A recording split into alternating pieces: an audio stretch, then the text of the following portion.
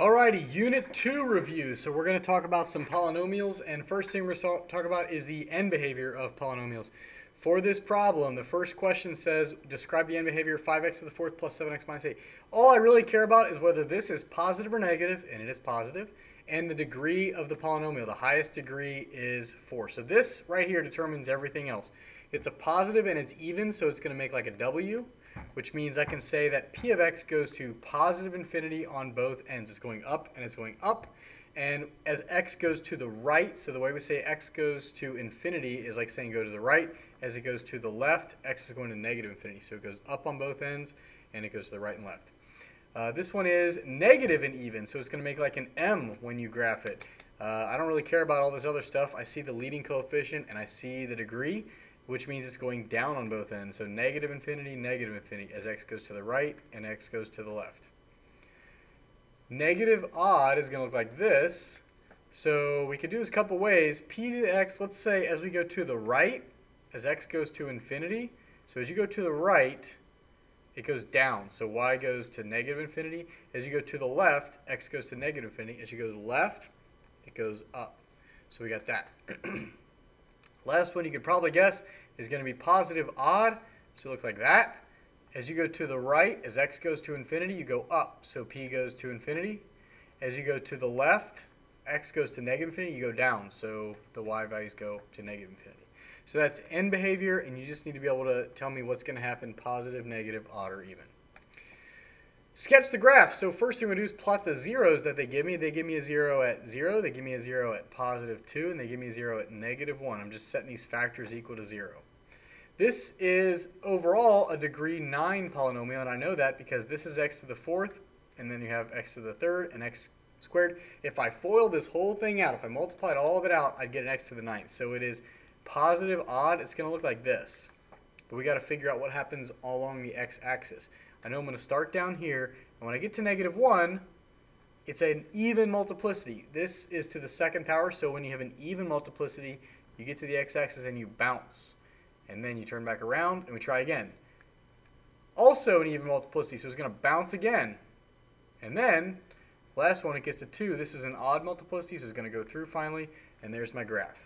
So you think about the overall end behavior, and then you just go to each x-intercept and decide, is it going to pass through or is it going to bounce to get your graph. This is a sketch. These are probably not the local minimums. They could be crazy small, but it doesn't matter. All I can do is tell you that it's going to turn around. Find the rational zeros. So the first thing I did when it says find the rational zeros is I graphed it. I graphed it and said, all right, where does this thing hit the x-axis? It hits the x-axis at negative 2, so I'll do negative 2 and synthetically divide. Nice. So 1, 0, negative 3, 2. Make sure that you realize there is a 0 x squared in there.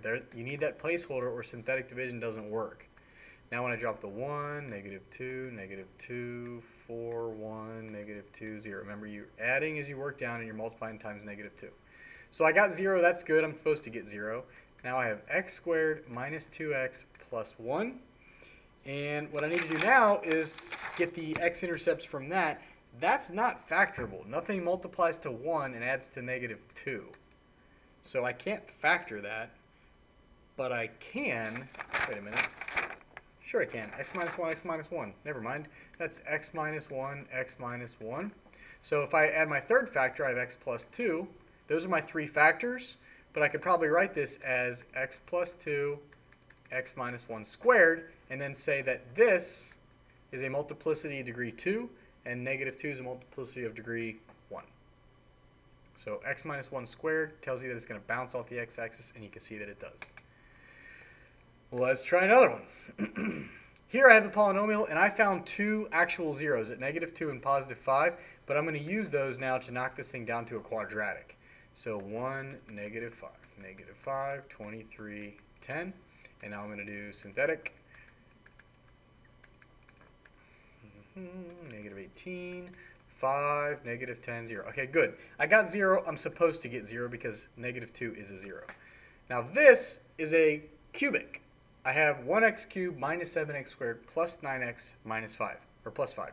But I can't factor that, so I'm just going to go ahead and knock it down another degree and plug in 5 with those coefficients.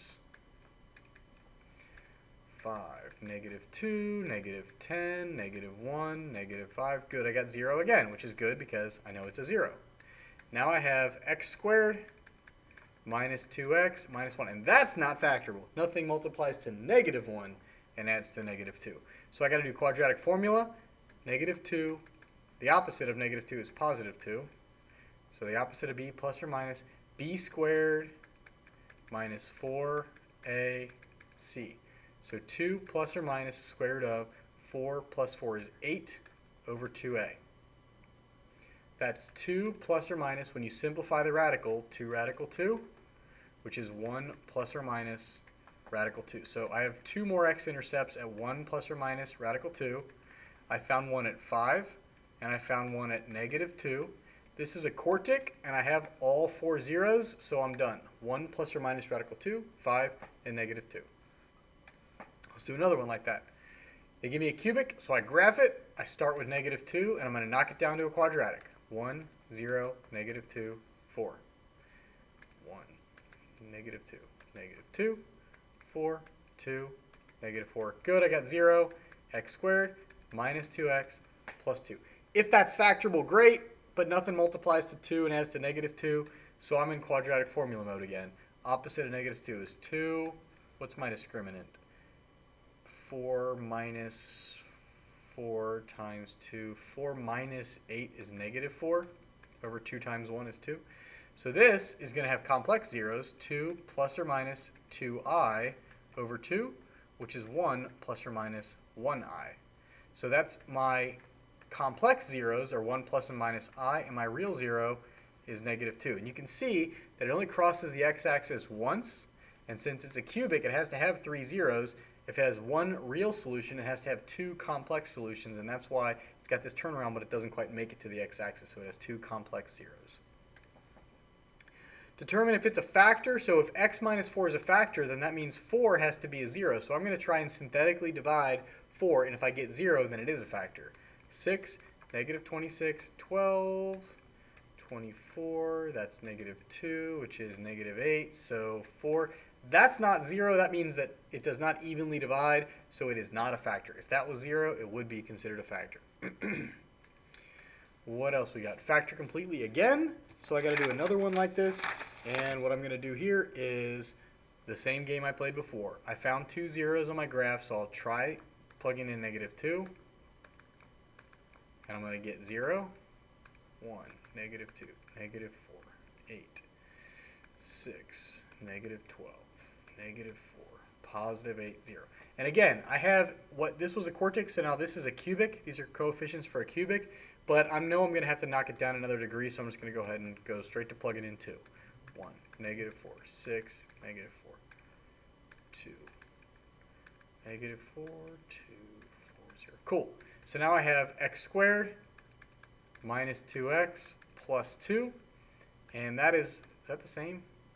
X squared minus 2x plus 2? It is, I already did that. The zeros are 1 plus I, 1 plus or minus I. So those are 2 of my complex zeros. I also have plus or minus 2. So that's 4 zeros. What else does it want me to do? Factor. So to factor, I'm going to have to write x plus 2, x minus 2, x minus 1 plus I, and x minus 1 minus I. Those are the 4 factors. Those are the 4 zeros. It's a quartic, so I got everything accounted for. Last one, find the 4th degree polynomial with integer coefficients. So if they tell me zeros, the trick to this one is x minus 3i is a 0, or is a factor. That means that x plus 3i has to be a factor, because complex zeros always come in conjugates. So if it's plus 3i, it's got to be minus 3i. And then I also know that x plus 1 is a factor, and if it's a multiplicity of degree 2, then I just square that quantity. So when you FOIL this, x minus 3i, x plus 3i, you're going to get x squared, plus and minus cancel out, and minus 9i squared is plus 9. So that's there, and then I'm going to expand this guy as well, 2x plus 1, and now I just have to expand this, so x to the 4th, plus 2x cubed, plus x squared, plus 9x squared, plus 18x, plus 9, and then if I have like terms, I got to combine them.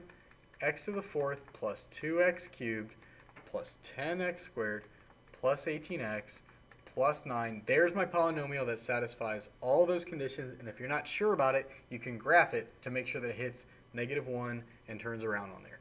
That's it for Unit 2, so let's move on to Unit 3.